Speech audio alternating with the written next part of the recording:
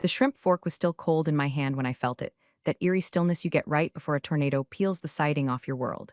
The ballroom was all marble echoes and veal medallions, the kind of place where egos wear cufflinks and the Chardonnay flows like denial. I sat at table 7, right next to Mr. Kessler, CEO of Grenthorne Systems, a man whose handshake once decided a $90 million logistics deal. My dress was black, practical, with a neckline high enough to signal I'm not here to impress. I'm here to ensure your warehouse doesn't collapse. And yet somehow, I already knew this would be my last gala. See, I wasn't anyone special by title, just operations liaison, which sounds about as exciting as a tax seminar. But I was the name buried on page 42 of a 300-page defense contract, listed under essential continuity personnel. Corporate called it a key man clause. I called it my invisible ink, only noticeable when someone gets stupid enough to shine a flashlight on it. I was that flashlight. And before I go on, let me pause the orchestra and whisper something that actually does matter. 97% of you listening to stories like this haven't hit subscribe. And hey, I get it. We're all ghosts floating through content, scrolling between breakdowns. But if you do hit that button, it keeps the lights on for the crew making these stories sing, and reminds us someone out there still notices the invisible ink. Now, back to the linen napkin chaos. I'd been with Wallace and Bray for 12 years, long enough to know who refills the water pitchers and who lies on their quarterly reports. I got there back when the printer room had a fax machine and people still made eye contact. My job wasn't glamorous, but it mattered. Every Tuesday I had standing calls with Grenthorne's procurement leads. Every Friday I reviewed shipment redundancies like a surgeon spotting tumors. Every month, I recalibrated performance benchmarks that saved millions and patted Jared's predecessor's bonus like a Tempur-Pedic. But no one remembered that, especially not Jared. Jared was new. Jared wore loafers without socks. Jared called women over 40 tribal knowledge assets, which is Silicon Valley code for we'd fire you if HR had the stomach for the fallout. He took one look at me and saw a salary line he could delete. He didn't ask who wrote the service level stipulations. He didn't ask who brokered the original agreement with Grenthorne after their last contractor misrouted 200 tank batteries to Fresno. He just saw someone who used bullet points instead of emojis and figured I was past my software update. Last few months had been a slow bleed. Cheryl from finance gone, Ramon from systems restructured. My Slack permissions began vanishing one tool at a time. HR stopped responding to emails. The Friday donut order mysteriously shrank by 2 boxes. It was a quiet campaign of disappearance, the kind of gaslighting you don't notice until your badge stops beeping and nobody bothers to ask why. So I printed the contract, not the summary, the whole damn thing. I highlighted clause 17.4 in yellow and slipped it into my tote bag with the grace of a woman who knew exactly where the landmines were buried and just needed someone dumb enough to dance. And then there was tonight. The gala, the pageantry, the fiddling while Rome's HR department burned. Kessler leaned toward me over his third glass of wine, asking about our regional onboarding flows. I answered like I always did, clear, competent, and just a hair above robotic. He didn't need fireworks, he needed dependability, and I'd spent over a decade being the human duct tape between his systems and our C-suite's fantasies. Meanwhile, across the room, Jared laughed a little too loud with a circle of partners I'd onboarded myself back in 2016. He never looked over, didn't nod, didn't acknowledge I existed. Which, honestly, fit the pattern. Ghosts don't get to haunt the living until someone realizes they're dead. I looked down at my plate. Veal, cold, a sprig of something green meant to distract you from how underseasoned the meat was. I thought about Cheryl, about Ramon, about all the people who left with boxes of family photos and zero severance. And I felt it, not sadness, not anger, just this slow, tectonic shifting under my ribs, like something deep inside had decided to stop being still. It started with Cheryl. One Monday, she just wasn't there. No goodbye email, no farewell sheet cake. Just her desk, emptied except for a single post-it note on the monitor that said, in her careful script, they asked for silence. So here it is. That was the same week Ramon's calendar stopped populating. HR told us he'd taken a voluntary opportunity to pursue personal endeavors, which is the kind of corporate poetry you write when a man's livelihood is erased over Zoom. I asked around, softly, carefully, like a woman who's seen enough witch hunts to keep her matches dry. No one had answers, or at least, no one was willing to admit they did. Jared had been VP of Operations for a grand total of 7 months, and his first big initiative was what he proudly called the fat cut. Said it during an all-hands call with the same grin he used when posting morning gym selfies captioned "No days off," not even for HR. He didn't bother to name names, just said we'd be trimming redundancies to better align with post-pandemic scaling. Anyone who still had a desk just smiled like hostages and nodded. Jared didn't like legacy. That was his buzzword. Legacy systems, legacy protocols, legacy employees. He said it like it was a virus. But you know what Jared did like? LinkedIn engagement. Slack status messages that read "crushing it" and giving surprise one-on-ones that felt more like pre-funeral consultations. My own first red flag was subtler. I went to check the weekly SLA reports I've reviewed every Friday since Obama was still in office, and they were gone. Not moved, not archived, just gone. Access denied. I filed a support ticket with IT and got a templated reply that sounded like it had been written by ChatGPT's evil twin. Access to these directories is now managed under a revised security protocol. Please consult your department lead for approval. Thing is, I was the department lead, or I used to be. That's when I opened the Grenthorne folder on my personal drive, not the one on the cloud, the one I'd kept quietly updated on my home desktop, synced to a backup I didn't advertise, and I scrolled until I found the big one. The contract, the beast. It was dated March 2011, signatures from 2 VPs ago, a document written in legalese thick enough to drown in. I poured coffee. I pulled out a yellow highlighter, and I flipped to page 42. Clause 17.4 Continuity of Service Provision. The following individual S are designated as essential personnel. Removal from this project, whether through resignation or termination, shall constitute a breach of agreement unless pre-approved by both parties or replaced through mutual written consent. And there it was. My name, first, in ink. I stared at it like it was an obituary for someone I hadn't realized had died. The clause was there because of a scare we had back in 2010, when the old PM ghosted mid-project and left Grenthorne weeks from a shipping catastrophe. After that, they insisted, anyone critical to the flow had to be contractually cemented. Legal had added my name because, as they said, you're the one who actually holds this house together. I printed the page, just the one, highlighted the clause, folded it once neatly, and slipped it into the canvas tote I carried to every meeting Jared never invited me to. A few days later, I noticed my internal dashboard logins took longer to process. My seat at the monthly metrics review was removed from the invite list. My manager, if you could still call him that, responded to my calendar pings with that peculiar brand of HR-flavored gaslighting. We're experimenting with a leaner format this quarter, Ellen. Appreciate your flexibility. I wasn't being paranoid. I was being erased. The only problem was, no one told me what day they'd scheduled my execution. So I waited, quietly, like a blade tucked behind glass. And Jared? Jared was already sharpening his scissors, whistling while he cut. They say black tie events are where partnerships are sealed, but all I could feel was the slow untethering of mine. The fabric of the gown itched like guilt. My heels pinched like deadlines. I walked into that chandelier-glutted ballroom like a woman stepping onto a sinking ship, smiling for photos while knowing full well the lifeboats were reserved for the beautiful and the blind. The place reeked of money and fear, old executives with young dates, the clink of $300 stemware, and the soft murmur of people laughing too loudly at nothing. I'd been to this gala 9 times. I'd helped design the seating chart 5 of those. But this time, I wasn't on any planning committee. No one had sent me a dress code. I only knew I was invited because Mr. Kessler himself had texted me. You're coming, right? I made sure you're at my table. And there he was, Mr. Robert Kessler, CEO of Grenthorne Systems, leaning back in his chair like a man who'd seen 3 wars and still didn't trust peace. He was wearing a dark gray tuxedo that probably cost more than my entire living room, sipping bourbon neat with the calm detachment of someone who reads government contracts for sport. Ellen, he nodded as I sat down, you're the only reason we survived that 2014 backlog fiasco. Don't think I've forgotten, he meant it. Kessler wasn't one to waste praise. He handed it out like a black market organ, rarely, surgically, and only to those who'd earned it. Just glad we got you those fuel cells in time, I said, folding my napkin, voice steady, hands colder than the silverware. Across the ballroom, Jared held court with a half-circle of consultants and junior executives. He was all teeth and hair gel, gesturing like he was coaching a startup through a TEDx audition. Every now and then, someone at his cluster laughed too loud, some poor intern or director eager to suck up the fumes from whatever tech jargon he'd cribbed off Forbes that morning. He never looked my way. Not once. It was like I'd never existed, like someone had already wiped me off the org chart and was just waiting for IT to catch up. They'd seated me 2 chairs from Kessler, near a former state rep and a director from Janssen Aerotech.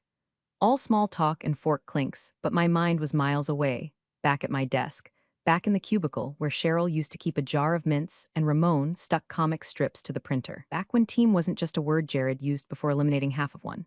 The salad came. Arugula and whatever edible flowers chefs like to pretend are worth $28. I picked at it. Kessler talked about supplier chain reforms and overseas compliance, topics I usually love, but tonight felt like distraction, like humming in a burning room. Your VP's here, Kessler said offhandedly, eyes drifting toward Jared. Yep, I replied, dry as drywall. He's very enthusiastic. Kessler raised a brow. Enthusiastic's one word. I smiled tight. He didn't press. He didn't need to. Men like him knew when someone was being phased out, they'd seen it too many times. Hell, they'd probably signed off on it more than once.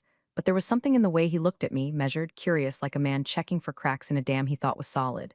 The night dragged in polite, sparkling misery. I answered questions. I passed rolls. I made eye contact and laughed when required. And all the while, Jared never looked over. Not once. Not a nod, not a glance, not even an accidental gaze that might signal, oh hey, I remember you exist and you're the reason we still have a logistics stream. It was like I'd already been deleted. Like someone had pressed backspace on my legacy and the cursor was now blinking where my name used to be. And the thing is, he could have acknowledged me. He could have waved. Could have said something like, glad you're here, Ellen, or even just a nod across the room. Basic decency, corporate style. But silence is louder when it's deliberate. And I knew in my gut the decision had already been made. I was just the last one to be told. Still, I kept my back straight. I clinked my glass during the toast. I didn't fold, because no one notices invisible ink until it bleeds.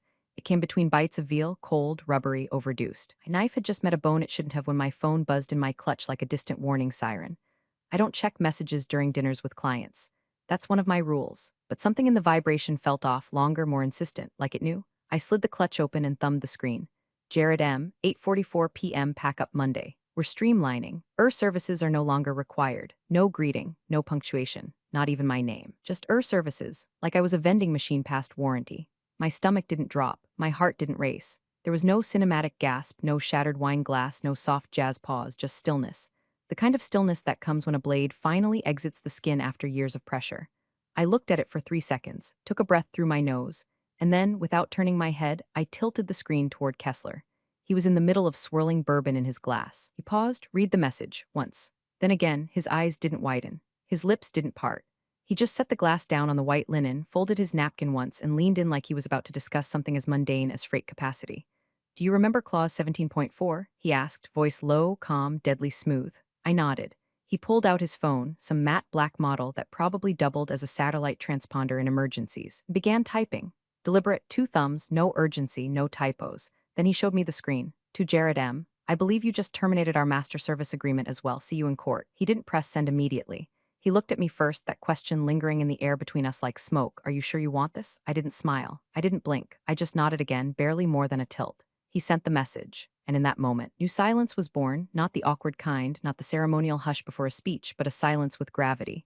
A silence with consequences. Somewhere across the ballroom, Jared's phone buzzed in his jacket. He didn't check it right away. He was too busy laughing at his own story, surrounded by people who didn't know the floor had just fallen out from under him. Kessler turned back to his plate like nothing had happened. Took another sip of bourbon, picked up his fork. I went back to eating. There was no panic in me, no rage, just a cold sense of completion. Like watching a missile finally leave the silo after years of waiting underground. It wasn't vengeance. It was protocol. Jared thought he was streamlining. What he actually did was set off a legal landmine crafted by people who understood that continuity wasn't a buzzword, it was a contract. And he just violated it. I didn't need to raise my voice. I didn't need to argue. Jared's arrogance had fired the gun. All I did was make sure it was pointed at the right clause. Around the room, people kept chatting, toasting, cutting into overpriced protein. But I felt the shift like wind changing before a storm. Jared finally looked at his phone. His face didn't crack, not yet, but his brow furrowed. His jaw ticked. He stepped away from his circle, toward the lobby, moving quickly and without his usual swagger. Kessler smiled at the dessert menu. They're doing creme brulee tonight, he said, like we were talking about weather. They always burn it, I replied. He grinned wider. Not the only thing getting torched. The creme brulee was burned, of course it was, but I ate every last bite like I was spooning justice out of a sugar-crusted coffin. Jared never returned to his seat. His chair sat there like a question mark with no answer, napkin still folded, wine untouched. From across the ballroom, I'd seen him read the text. His jaw clenched so tight his buttocks probably creaked. Then he stood up, abrupt and stiff, and disappeared into the shadows of the lobby like a man realizing mid-dance that his shoelaces were tied together. The rest of the gala played out like a string quartet on the Titanic. Waiters poured coffee. Toasts clinked. Speeches dragged on. But under it all, you could feel the shift, a subtle ripple beneath the tablecloths. Something had gone off. No one said it, but glances started darting like nervous fish in shallow water. Someone in PR whispered too loudly to the CFO. Phones began vibrating a little more than usual. And me? I sat there like a woman at her own wake, composed and full. When the awards were announced, I clapped politely. When they flashed Jared's name on the donor slide, I took a sip of lukewarm coffee and smiled just slightly. Because I knew. Grenthorne's legal team didn't need a calendar invite to start moving. Those people are ex-2D and still treat weekends like combat zones. By Saturday morning, they were already digging, through archived emails, past amendments, call logs, change requests, renewal terms. Sunday evening, someone in our finance department texted me a screenshot of a Slack message that simply read, "Who approved removing the clause holder?" No one replied. Monday came the way a hangover does, loud, cruel, and full of consequences. I showed up to the office at 8:29 a.m. sharp, as always. Hair neat, blazer pressed, contract copy still folded neatly in my tote bag. I nodded to the receptionist. She didn't make eye contact. That's when I knew it was already over. By 8:37, a guy from facilities, Mark, poor kid, showed up at my cubicle holding a small cardboard box and looking like he'd rather be anywhere else. "Hey, Ellen," he mumbled, not meeting my eyes.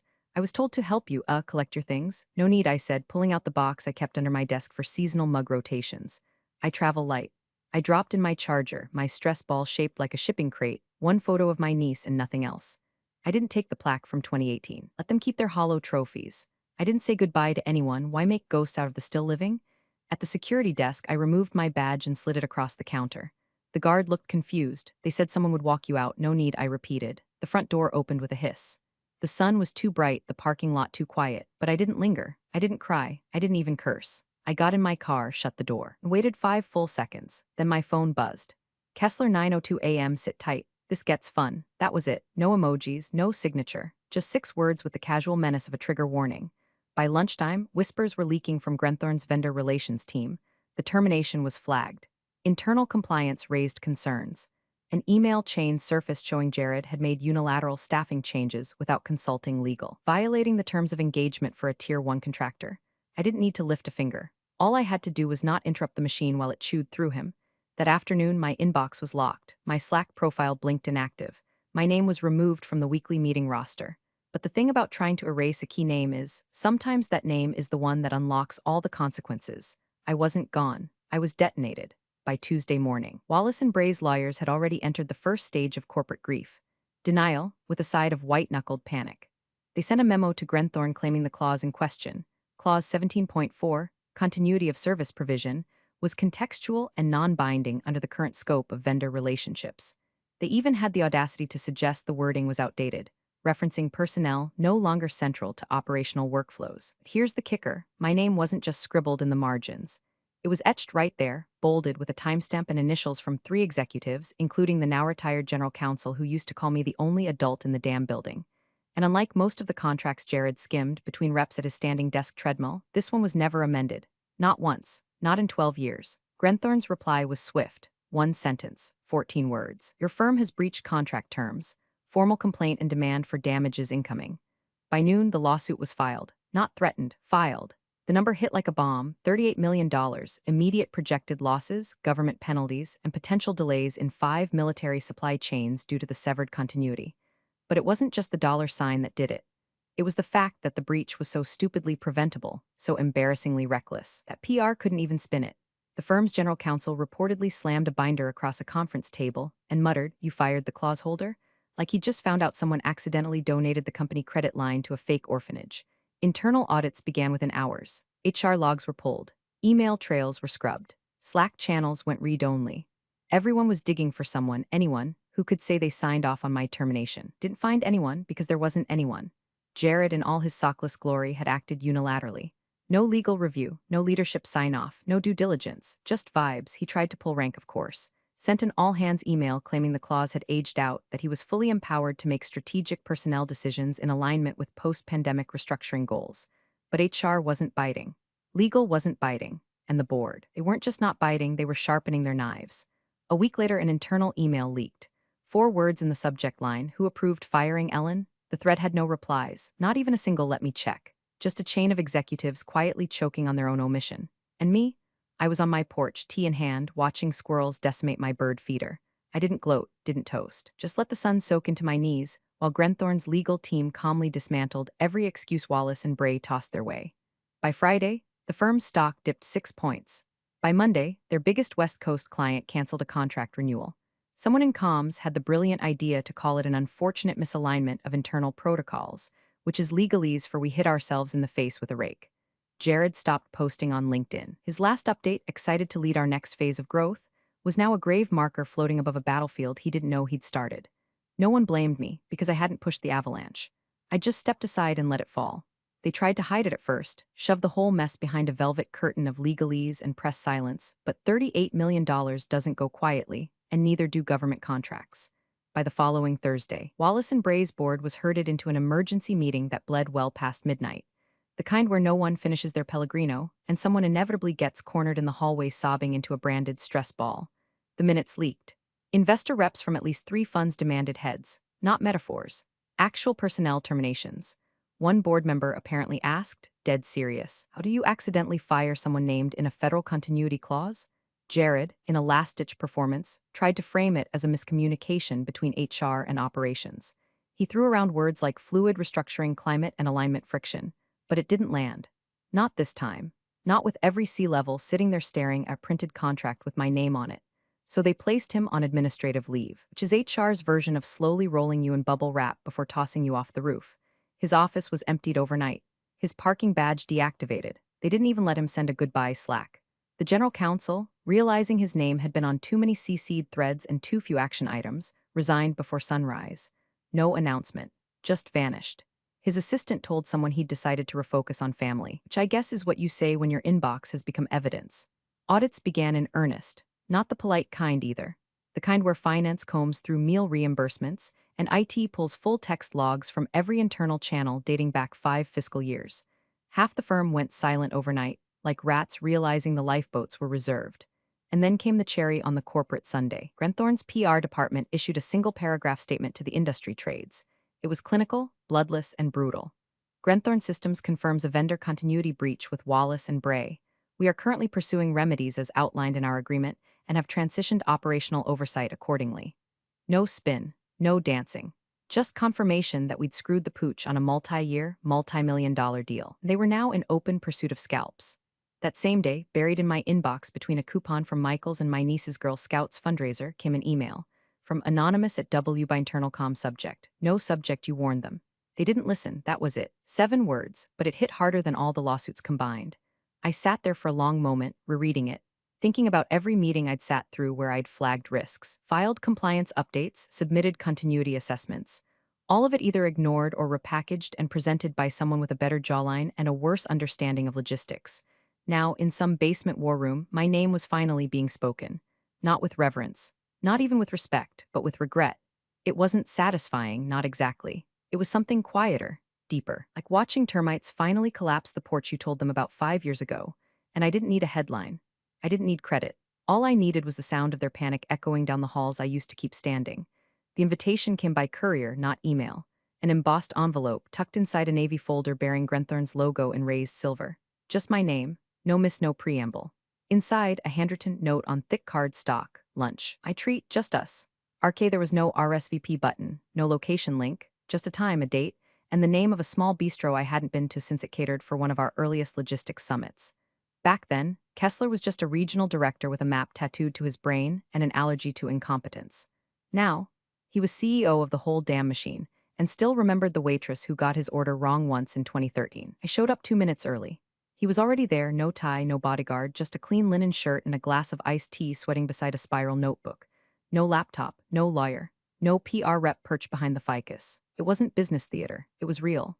"Ellen," he said, standing, shaking my hand like we were sealing a pact instead of greeting for lunch. "You look unbothered." "I'm getting good at it," I said, taking my seat. Didn't talk about Wallace and Bray right away, or the lawsuit, or Jared. He asked about my niece, my garden, whether I still made those sweet potato biscuits I used to bring to supplier meetings. I asked him if his warehouse team ever figured out the pallet tracking software I warned them would fail during leap years. He laughed, he remembered. Eventually, he leaned forward. No menu, no signal to the waiter. "I'm offering you a position," he said. "Director of Continuity, it's yours to define. You set the hours, the scope, the title structure. I don't want optics, I want stability." I waited a beat before answering. "What happened to your current Director of Continuity?" I asked, sipping water. He smirked. "We were hoping to invent the role with you." The folder slid across the table. 6 pages, no fluff, no NDAs that doubled as burial shrouds.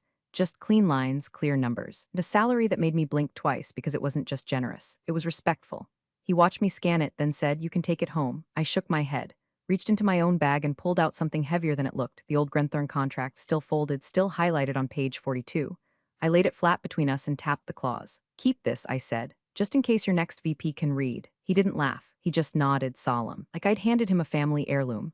I flipped back to the offer sheet. Everything looked right except one detail. I grabbed the pen from the check presenter. "2 things," I said, crossing out a line.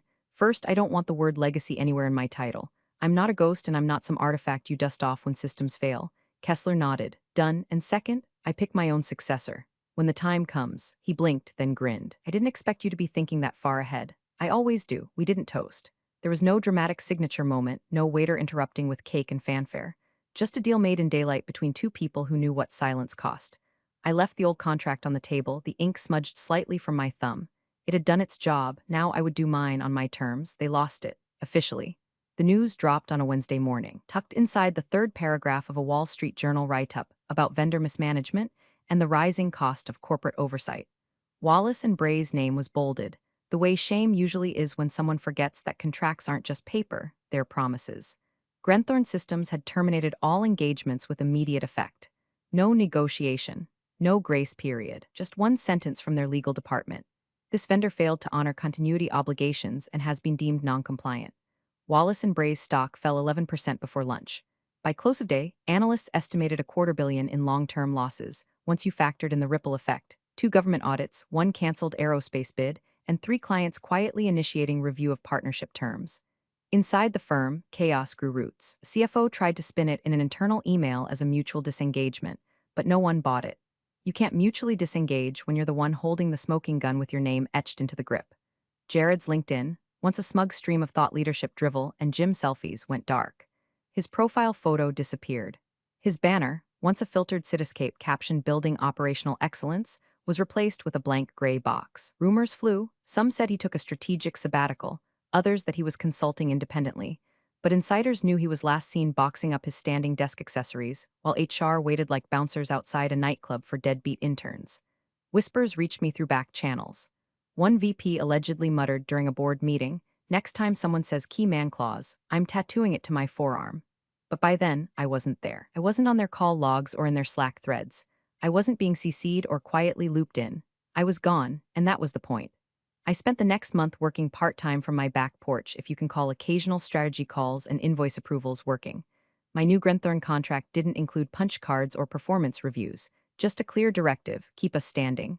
The rest of the time, I read books I never finished, tended my late summer tomatoes, drank coffee that hadn't been reheated 3 times between meetings. No alarms, no team-building workshops, no Jareds. One afternoon, while the sun warmed the balcony and the neighborhood kids made noise like hope down the street, a brown parcel arrived. No return address, no note. Inside, a frame, black walnut, glossy glass, and behind it the original Wallace and Bray Grenthorne contract. Page 42 facing out, clause 17.4, highlighted in faded yellow. My name, L&D Renner, still legible, still standing. I set it beside me, poured a second glass of Pinot, and leaned back in my chair. The breeze was soft. The silence clean, and I thought not of revenge, not of fury, not even of triumph. Just this: they should have asked who the key man was before pulling the trigger. You're the real MVPs of the office jungle. Thanks for watching. Smash that subscribe button, or the coffee pot might just forget your next brew.